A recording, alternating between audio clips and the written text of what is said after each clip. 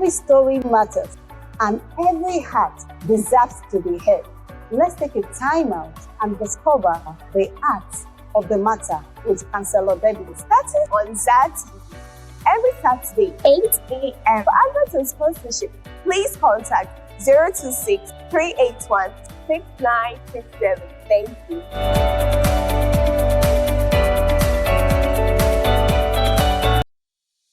Hello, everyone. Relationships can be a journey of ups and downs, twists and turns.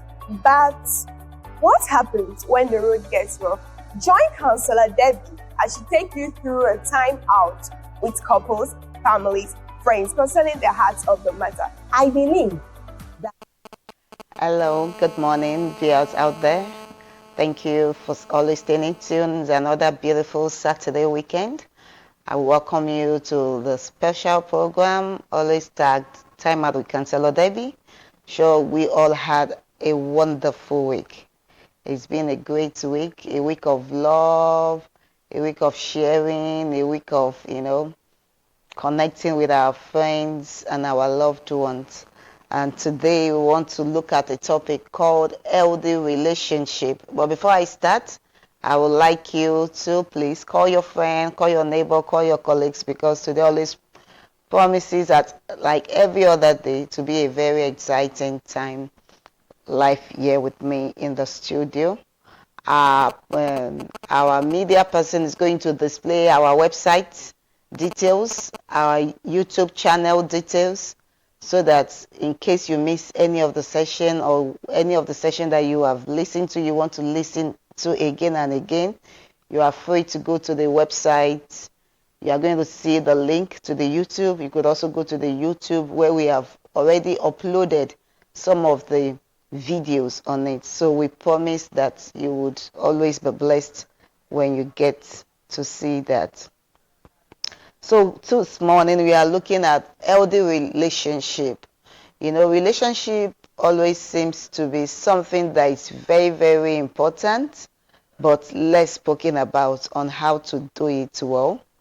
I would like you to also send in your comments, your question to the number right there on the screen. Do not keep to yourself. If there's anything you are going through, you want to talk to a counselor, feel free to always contact us on that contact on the screen so that we could journey with you in any situation that you might be going through. So this morning we are looking at healthy relationship. And what is healthy relationship? Healthy relationship is, it's not only in close relationship with your spouse. It could also be with your siblings. It could also be with your friends. It could also be with your colleagues. It's something that it's so good that we need to learn more about because it affects our mental health. For instance, if you are siblings, you have friends and colleagues that every time you come in contact with one another, it's always toxic, it's always arguing, it's always, problematic, just communicating your thought with one another.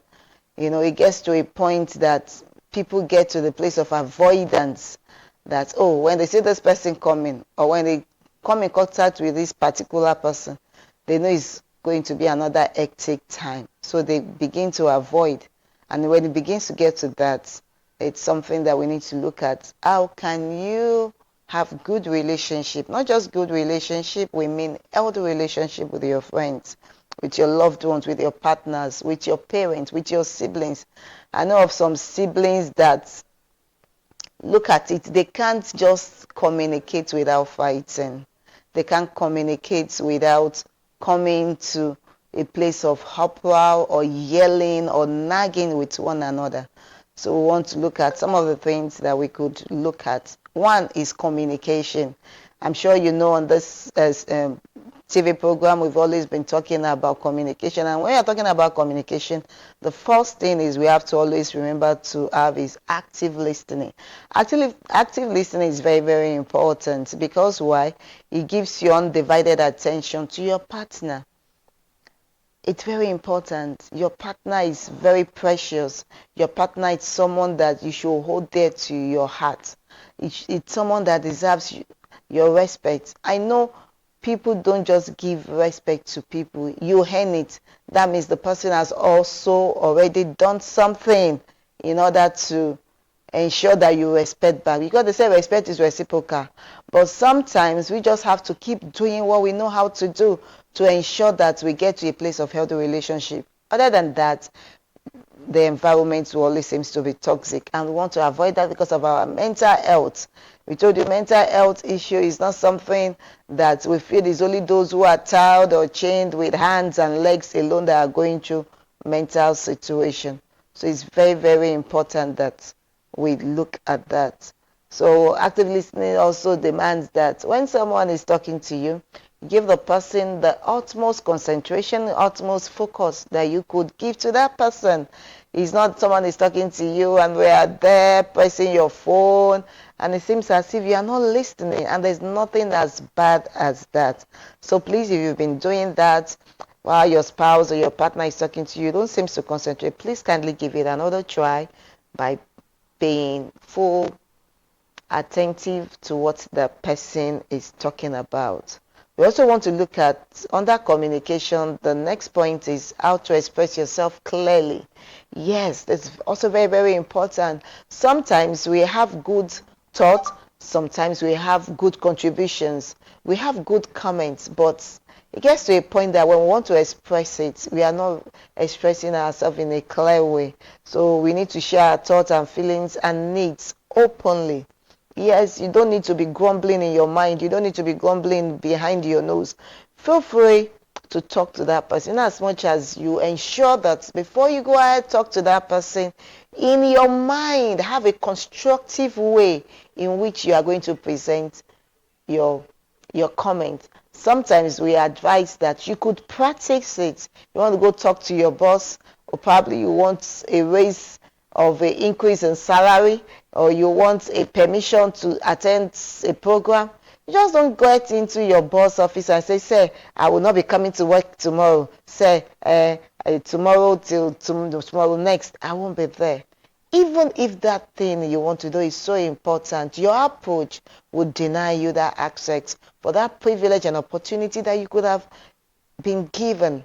So if you go there with respect, with reference, you say, oh sir, please, I've been committed to my work. I would just like you to please see what is ahead of me and the need for me to actually make myself present or avail myself for this particular issue.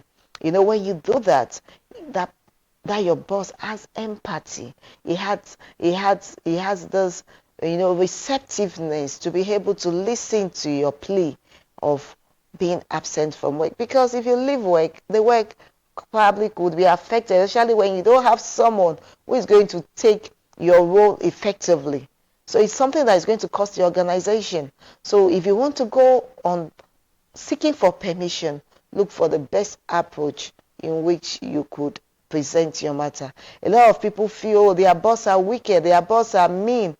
But most times it's the approach, probably to your partner. Your partner might have something that you need, and he has it. But probably in their place of request, you are not asking in a polite way. You are not asking in a elder way. You are not asking in a respectful way. How will he actually want to freely give? I think I've seen and heard of instances where spouses are so nice to outsiders than their own partner at home. Why is it? Probably the wife or the husband at home, someone, that has been given the partner attention anytime that is needed, or he doesn't know how to talk. Why will your spouse be nice to outsiders than you that you are joined together with him? So I think we need to begin to do our assignment well. I think we need to begin to do our homework well. Check your approach. Check your construction of your tenses, your sentences, your body gesture, and before you know it, and you are intentional about presenting your matter in a very constructive way, you begin to find favor. Your partner, your friend, your boss will begin to have your interest at heart. Other than that, when you ask for something very important, they are going to deny you. So I pray you are going to look at that and you make it changes. And the next one about communication is you are going to avoid assumptions. We need to clarify expectation and don't assume your partner knows what you want. Nobody knows what anyone wants except you express it. I can't read your thoughts, you can't read my thoughts. So except you actually express yourself. And sometimes people assume, and when they assume, most times they assume wrongly. So that is to say that you don't do that. It's very important we avoid assumption. Yes, we've spoken about communication right now. We said active listening, express yourself, and avoid assumption. The next thing we want to look at is trust and intimacy. In fact, every friendship, every relationship is built on trust. When there is no trust, there's going to be a lot of issues in that relationship. And number one thing you want to know is that be vulnerable, which means share your fears, your hopes and dreams with your partner. It's good we learn how to share. There are also some people that they are so used to sharing all their thoughts, all their visions, all their aspirations with people outside. And the person they stay under the same roof don't even have a clear idea of what they want to do. And sometimes that's why, when some people passes on, they have lots of money in their bank accounts, which their spouses knows nothing about. And if that money lies down for a while, nobody is coming for it, they are not seeing the person again. You can imagine how many such of money the banks have inherited. What are those things you are doing? Carry your partner along. Don't dwell in secrecy. Trust yourself. Even if at all you have done it in time past, probably it didn't go well. Try again. Don't give up. Trust is very, very important. And intimacy is also something that builds our trust. So it's very important that we build trust because we need to be reliable, transparent, and honest with one another. It's very, very important. There are some people that their phones are always locked with pins, with code, with patterns that no one can ever have access to it. So if something happens to that person, how do someone get to reach out for help for you? We are not saying you shouldn't be private, no, but let there be a balance, let there be a checks so that you'll be able to work it out. And the next thing is emotional intimacy is something that is also important. That means we need to connect on a deep emotional level. There's something about connection. There's something about bonding. When you connect with your friend, with your partner, in fact, I tell you, you're going to have each other's back. And when you have each other's back, be rest assured to get all the cooperation, all the help that you might need. The next one we want to also look at is conflict resolution. I always keep saying and always keep using this analogy that we somehow intentionally hurt one another, not deliberately. Just like when you are eating your meat and you bit your tongue. That doesn't mean your tongue hates you. That doesn't mean your tongue doesn't like you. But what do? You just have to learn to be able to move on and be able to address the issue. So the number one thing you have to look at is address conflict promptly. Don't let issues simmer. So just talk to one another. Share your thoughts. Another thing you should also learn to do is use I statement. I used to say this a lot. Express feelings without blaming. For instance, if you have children that doesn't wash the bowls when they finish eating, or probably your spouse always does something, come to think of it, you have been talking and talking about it and there is no changes. Why not start using the I statement? This is an instance of I statement, probably for your children that have not been washing the bowls. You can say, children, do you know how I feel each time I get to the kitchen and I see the bowls are not washed? Do you know how I feel? So you are not blaming them right now. You have shifted away from blaming them because most times everybody don't wants to be blamed. When you are correcting people, people get apprehensive and very, mean and oh, she's complaining again. But when you shift it away from yourself, from them, and you bring it to yourself, say, do you know how I feel Each time I try to help you and you are not giving me, a good gesture, something like that. You use I statement, which makes the person actually come to terms. And next thing we could also do is to seek common ground by finding mutual beneficial solutions. So if there's any issue, I'm sure if we are kind enough to ourselves, we can always find a common ground. So on conflict resolution, we have spoke about address conflicts promptly, use I statements, and seek common ground. Please, I hope you are noting that viewers out there. We are all out every Saturday doing this so that we can have healthy relationship, so that we could also have good interaction with our friends, with our colleagues, with our neighbors, and our spouses. So it's very important. The next thing we want to look at is the emotional intelligence. In emotional intelligence, you are going to be talking about self-awareness, which is you need to recognize your emotional needs. You don't know what I want. You don't know how I feel. I can actually express myself better. You can do it on my behalf, but I'm sure you can't do it well as I would. Because there's another thing that says only the person that wears the shoes that know where the shoe is. Or if you have worn a tight shoe, maybe the shoe I'm wearing this morning is tight. I'm sure you see me comfortably sitting, but maybe I'm hurting. My leg is itching. You wouldn't know. So no one can do it except you. So it's very important that we begin to learn to recognize your own emotions and needs. Recognize it. Put a name to it. How do you feel? What are you going through? Put a name to it. Then you could get help. The next one about emotional intelligence is also empathy. In empathy, we need to understand and validate your partner's feelings. Validate it. It's very important because if you care about your partner, you want to care about how they feel. And the last one under emotional intelligence is emotional regulation. That is manage stress and emotions. When people are a lot of time they are overwhelmed and they are stressed. If they are not, in touch to be able to see how they can unwind and unbond to take away the stress. Before you know it, even someone is just asking you for something, you snap, you yell, heart burst anger. You've piled up a lot of hurt in you. Before you know it, you begin to outburst to people around you. We also want to look at boundaries. Yes, in having good, healthy relationship, we must be able to set clear boundaries. It's very important. And also, we need to set clear expectations. Communicate your needs and limits. As for this, beyond this, I can't go. Yes, everyone can define their limits.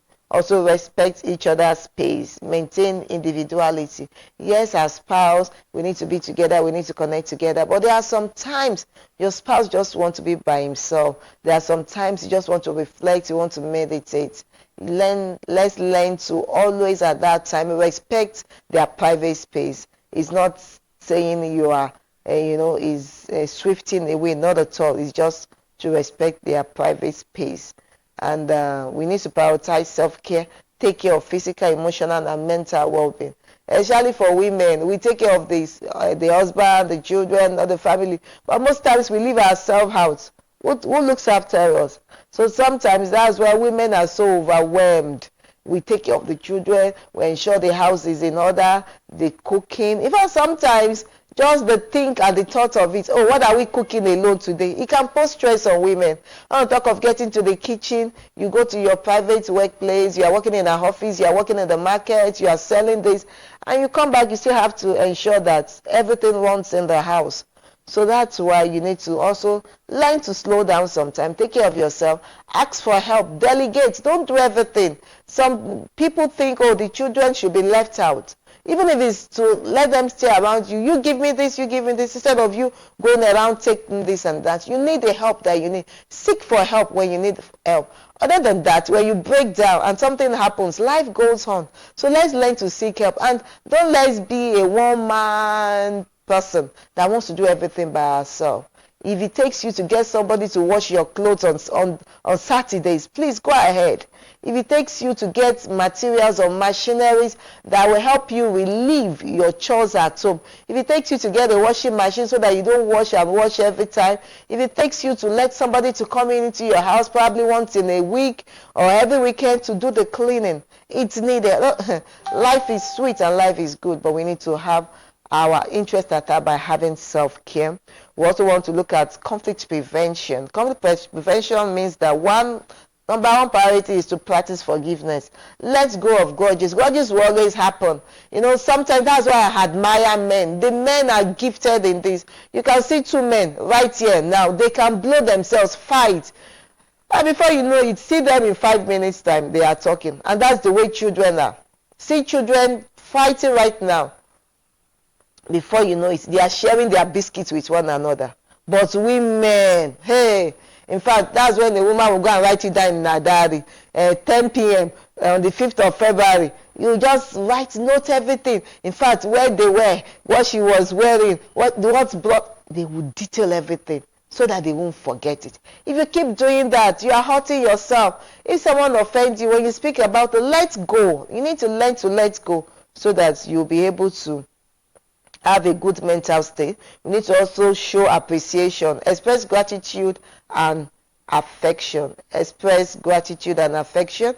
Show appreciation to your children, to your spouse, to your colleague, to your boss. Just buy a gift. And this time, last week, we spoke about if you are within Tamale, Gumani and his environs, there is an outfit that we spoke about that promises to also help sponsor us in this program by giving us breakfast. They've offered to give us breakfast every Saturday morning and to also give a special breakfast to our guests anytime we bring in guests. It's not one place, but KT Bread and Snacks Palace at Gumani Last Stop. They offer the best services you can imagine. You want to buy pizza for your wife, you want to buy pizza or birthday cake for your children, go look out for KT Bread and Snacks Palace at Gumani Last Stop. If you are on the airport road by the APSA and Eco Bank, the Gumani Road, if you just take that hard road, the last stop there, you are going to see KT Bread and Snacks Palace there. You can order for anything. Is it shawarma you want? Is it cupcake? Is it meat pie? In fact, if you eat their meat pie, you won't want to eat any other meat pie elsewhere. They also offer catering services in case you have adoring, you have wedding, you have housewarming, anything, or birthday party.